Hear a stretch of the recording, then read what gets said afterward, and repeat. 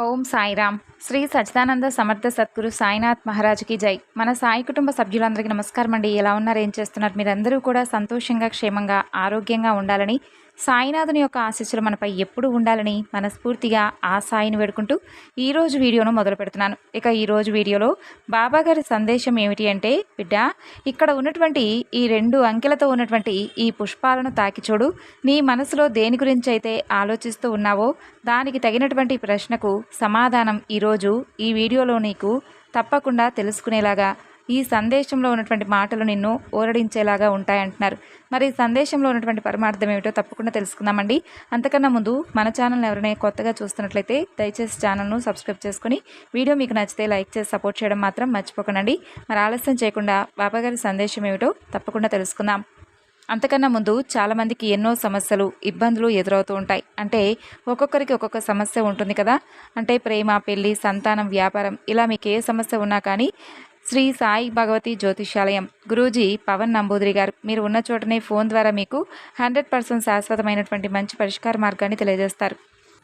9043637512 సంప్రదించవలసినటువంటి phone number. ఇక ఇప్పుడు బాబాగారి సందేశం గురించి తెలుసుకుందాం. బిడ్డ, ఇక్కడ ఉన్నటువంటి ఈ 2 పుష్పాలలో ఒక పుష్పాన్ని ఎంచుకో. దానికి తగినటువంటి సమాధానం ఈరోజు తప్పకుండా నీకు తెలుస్తుంది. మొదటిగా నీవు 1వ అంకితో ఉన్నటువంటి ఈ పుష్పాన్ని కనుక ఎంచుకున్నట్లయితే నీ మనసులో ఉన్నటువంటి ప్రశ్నకు, అలాగే నీవు దేని గురించి అయితే బాధపడుతున్నావో, నీ హృదయం ఎంతో ప్రేమతో నిండి ఉన్నప్పటికీ కూడా నువ్వు చాలా అంటే చాలా ఎక్కువగా బాధపడుతూ ఉన్నావు. చూడు, నాకు అన్నీ తెలుసు. నీ జీవితం కొన్ని సమయాల్లో చాలా అంటే చాలా కలత పెట్టేటటువంటి సంఘటనలతో నిండిపోయింది కదూ. కానీ నీ బాబా నీ కోసం చెప్తున్నాను, చూడు, శ్రద్ధగా విను. నువ్వు అంటే కష్టాల్ని ప్రేమగా మలుచుకునేటటువంటి ఒక గుణం కలిగిన దానివి. అవును, నాకు తెలుసు. నువ్వు, నీ మనసు అన్నీ నాకు తెలుసు. నమ్మినటువంటి బంధాలు నిన్ను మోసం చేసినా, వాళ్ళు నీ ప్రేమ విలువ లేకుండా అన్నీ కూడా నిన్ను కాదని వెళ్ళిపోయినా కూడా, నీ జీవితం నుండి అన్నీ వెళ్ళిపోయినా కూడా నువ్వు నీ ఆత్మీయతను కానీ, ప్రేమను కానీ అసలు ఎక్కడా కూడా విడిచిపెట్టలేదు. అవి నిన్ను గొప్పగా చేసేలాగా నిలబెట్టాయి. ఇప్పుడు నువ్వు ఈ బాబా మీద పెట్టినటువంటి నమ్మకం నీకు ఒక సమాధానం చెప్పేటటువంటి రోజుగా నేను ఈరోజు సందేశం ద్వారా వచ్చాను. చూడు బిడ్డ, విను. నిన్ను చూడగలిగిపోయినటువంటి ప్రతి కళ్ళు కూడా నీ యొక్క శక్తిని గుర్తించక నిన్ను తిరస్కరించాయని చెప్పి బాధపడుతూ ఉన్నావు కదా. చూడు, అవే కళ్ళు నీ మహిమను చూసి తెలుసుకొని మౌనమైపోయేటటువంటి రోజు రాబోతుంది. అవును, నువ్వు ఎంచుకున్నటువంటి 1వ రంగుతో ఉన్నటువంటి ఆ పుష్పానికి కలిగినటువంటి సమాధానం విను. నీ మీద ఎవరైతే చెడు ప్రయోగాలు చేస్తున్నారో, నీవు ఎంత త్వరగా అంటే ఈ భూమి మీద నిన్ను అసలు లేకుండా చేస్తున్నారో, చెయ్యాలి అనేటటువంటి ప్రతి ఆలోచనలు ఎవరైతే నిన్ను నీ ఉన్నత స్థితికి నీవు జీవించి ఉన్నంతకాలం కూడా కాలంతో పాటు నీకు చెడు చేయాలనేటటువంటి ప్రతి ఒక్కరిని కూడా నీ నుండి దూరం చేస్తాను.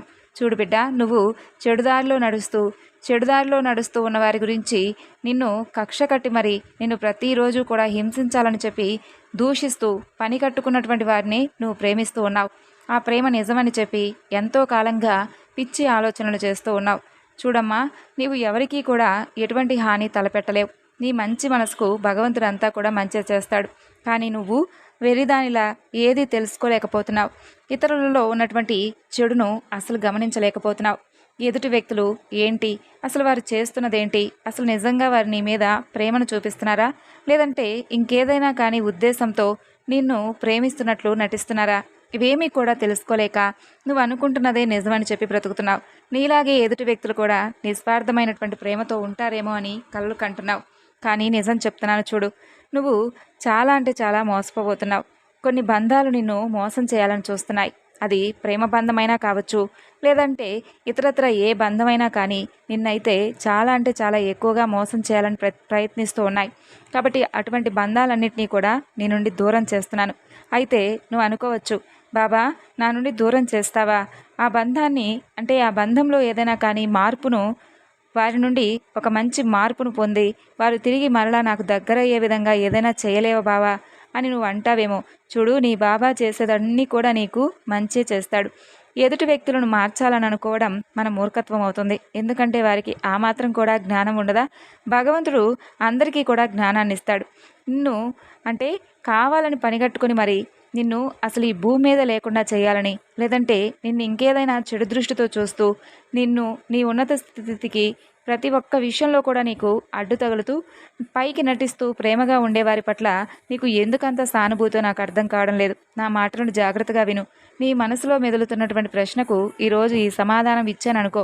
ఏదైతే బంధం నీకు కావాలని చెప్పి ఎదురు చూస్తున్నావో, ఏ బంధం అయితే దూరం కాబోతుందని చెప్పి బాధపడుతున్నావో, ఆ బంధంలో ఉన్నటువంటి ప్రేమ ఇవన్నీ కూడా నువ్వు నిజమని చెప్పి భావిస్తున్నావు. కానీ వారిలో ఉన్నది నిజమైనటువంటి ప్రేమ కాదు, కేవలం ద్వేషం. అలాగే నీపై ఉన్నటువంటి కుళ్ళు కుతంత్రం, ఇవి తప్ప వారిలో ఏది లేదు. కాబట్టి అటువంటి బంధం నీకు కావాలా, లేదంటే నిస్వార్థమైనటువంటి ప్రేమతో ప్రతిరోజు కూడా నువ్వు చల్లగా ఉండాలి, ఆనందంగా ఉండాలని చెప్పి 1000 కళ్ళతో ఎదురు చూస్తున్నటువంటి నీ తల్లిదండ్రుల ప్రేమ కావాలో ఒకసారి నువ్వే అర్థం చేసుకో. ఈ విధంగా 1వ అంకితో ఉన్నటువంటి ఈ పుష్పానికి బాబాగారు ఇచ్చినటువంటి ఈ సమాధానం మీ అందరికీ కూడా నచ్చింది అనుకుంటున్నాను. ఇక 2వ అంకితో ఉన్నటువంటి ఈ పుష్పానికి తగినటువంటి సమాధానం బాబాగారు ఏం చెప్తున్నారో తెలుసుకుందాం. చూడు బిడ్డ, నా ఆశీర్వాదం నీకెప్పుడూ కూడా నిండుగా ఉంటుంది. అలాగే నీకున్నటువంటి అంటే ఏదైనా కానీ గర్వం కానీ పొగరు కానీ ఇవేమీ కూడా నీ దగ్గరకు రానివ్వకుండా చాలా సంతోషంగా మౌనంగా ఉన్న దాంట్లో సర్దుకుపోతూ చాలా అంటే చాలా చక్కగా నలుగురికి కూడా ఆదర్శనీయంగా బ్రతుకుతూ ఉన్నావు. నేను చూస్తూ ఉంటే ఒక్కొక్కసారి నాకు కూడా ముచ్చట వేస్తూ ఉంటుంది. అలాగే నేను ప్రతిరోజు కూడా నేను గమనిస్తూ ఉంటున్నాను. అంటే నువ్వు చేసేటటువంటి పని దగ్గర నుండి, అలాగే నువ్వు నలుగురితో నడుచుకుంటున్నటువంటి విధానం దగ్గర నుండి అన్నీ కూడా నేను గమనిస్తూ ఉంటున్నాను. ఏ ఒక్కరోజు కూడా నిన్ను నువ్వు కష్టపెట్టుకోవడం కానీ, నీ చుట్టూ ఉన్నవారిని కష్టపెట్టడం కానీ, కుటుంబ సభ్యులను కానీ, స్నేహితులను కానీ, సన్నిహితులను కానీ ఇలా ఎవ్వరినీ కూడా కష్టపెట్టకుండా, ఎటువంటి ఈర్ష్యాద్వేషం లేకుండా నిర్మలమైనటువంటి మనసుతో నీ జీవితంలో అమృత గడియలు ఏదో ఒక రోజు రాకుండా ఉంటాయా, భగవంతుడు నాకు ఒక మంచి అవకాశం ఇవ్వకపోతాడా అనేటటువంటి దృష్టితో బ్రతుకుతూ ఉన్నావు. నువ్వు కోరుకున్న విధంగానే నీకు భగవంతుడు మంచి స్థానాన్ని కల్పించబోతున్నాడు. ఎందుకో తెలుసా? నువ్వు చేసినటువంటి ప్రతి మంచి కూడా నీకు ఈరోజు నిన్ను ఒక గొప్ప స్థాయిలో నిలబెట్టబోతుంది. అది కూడా నువ్వు చేసినటువంటి దాన ధర్మాలు, పూజలు, అలాగే నీ మంచితనం ఇవన్నీ కూడా ఎక్కడికి వెళ్ళలేదు. అన్నీ కూడా శ్రీరామ రక్షగా నీ వెన్నంటే ఉండి ప్రతినిత్యము కూడా నిన్ను కాపాడుకుంటూ వచ్చాయి. కాకపోతే నీ దగ్గర ధనం లేదు. ధనం లేదని ఎవరైతే నిన్ను ఏసరించుకున్నారో, ఎవరైతే నిన్ను తక్కువ స్థాయిలో చూసి చేస్తున్నారో ప్రతిరోజు కూడా, అంటే నేను అవమానపరిచే విధంగా వారి మాటలకు నువ్వు బాధపడుతూ ఉన్నావో అవన్నీ కూడా నేను చూస్తూ ఉన్నాను. నీ పనులన్నీ కూడా సవ్యంగా జరుగుతాయి. చెడు అనేది నీ నుండి దూరం అయిపోతుంది. నేను దూరం చేస్తాను, బాధపడవద్దు. నువ్వేమీ చేయకుండా బాధపడుతూ అలా కూర్చోవద్దు. మంచి పనులకు ఇంకా ఇంకా నువ్వు నాంది పలుకుతూ ఉండాలి. అలాగే నీ మనసులో ఎంతో బాధ గూడు కట్టుకుని ఉందని కూడా నాకు బాగా తెలుసు. అలాంటి నీ మనసు ప్రస్తుతం అంటే ఈ సమయంలో కూడా నువ్వు బాధపడుతున్నావని, ఈ బాబాను గుర్తు చేసుకుంటూ ఈ సందేశాన్ని వింటున్నావని కూడా నాకు తెలుసు. నేనే నీ ముందుకు వచ్చి నీ బాధంతా కూడా పూర్తిగా నీ నుండి దూరం చేస్తాను. ప్రశాంతంగా కళ్ళు మూసుకొని నీ తండ్రినైనటువంటి ఈ సాయిని ధ్యానిస్తూ ఉండు. ఇక నీకు ఇన్ని కోట్ల ఆస్తి లేకపోయినా, లేదంటే నీ దగ్గర ఏమీ లేకపోయినా పర్వాలేదు. ఆకలి వేస్తే ఆహారం దొరుకుతుంది, కట్టుకోవడానికి ఒంటి నిండా దుస్తులుంటున్నాయి. నీకు లేదంటూ ఏది లేదు, అన్నీ ఉన్నాయి. ఇంకా అంతకంటే గొప్పది నీ గుణం. అందరికంటే కూడా గొప్ప గుణం నీలో ఉంది. కాబట్టి ఈ విషయాన్ని మర్చిపోవద్దు. అలాగే నలుగురి పట్ల నువ్వు చూపిస్తున్నటువంటి మానవత్వం అది నీకే సొంతం. అందరిలో కూడా నీవు భగవంతుడు ఉన్నాడని చెప్పి నమ్ముతున్నావు. కాబట్టి భగవంతుడు కూడా నిన్ను ఎప్పుడూ కూడా ఆయన నుండి దూరం చేసుకోడు. కానీ కొంతమంది వ్యక్తులు ఏంటంటే ఈ విషయాలన్నీ కూడా తెలియకుండా కేవలం ధనవంతులుగా బ్రతికితే చాలు అని అనుకుంటూ ఉన్నారు. ధనవంతులుగా విర్రవీగుతూ నలుగురిని చూసి ఏసరించుకుంటూ తక్కువ స్థాయిలో ఉన్నవారిని హేళన చేస్తూ బ్రతుకుతున్నారు. వారి బ్రతుకు అది ఒక బ్రతికేనా? అలాంటి వారికి కాలం అనేది తప్పకుండా సమాధానమిస్తుంది. ఈరోజు నవ్విన వారు రేపు ఏడుస్తారు, రేపు నవ్విన వారు తర్వాత నవ్వుతారు. కాబట్టి ఈ కాలం గురించి ఎక్కువగా పట్టించుకోవద్దు. అలాగే నిన్ను బాధ పెట్టిన వారి గురించి కూడా ఎప్పుడూ పట్టించుకోవద్దు. నేను ఎప్పుడూ కూడా నీతో ఉన్నానని మర్చిపోవద్దు. నీ కుటుంబాన్ని, నిన్ను ఎప్పుడూ కూడా కాపాడుతూ ఉన్నాను.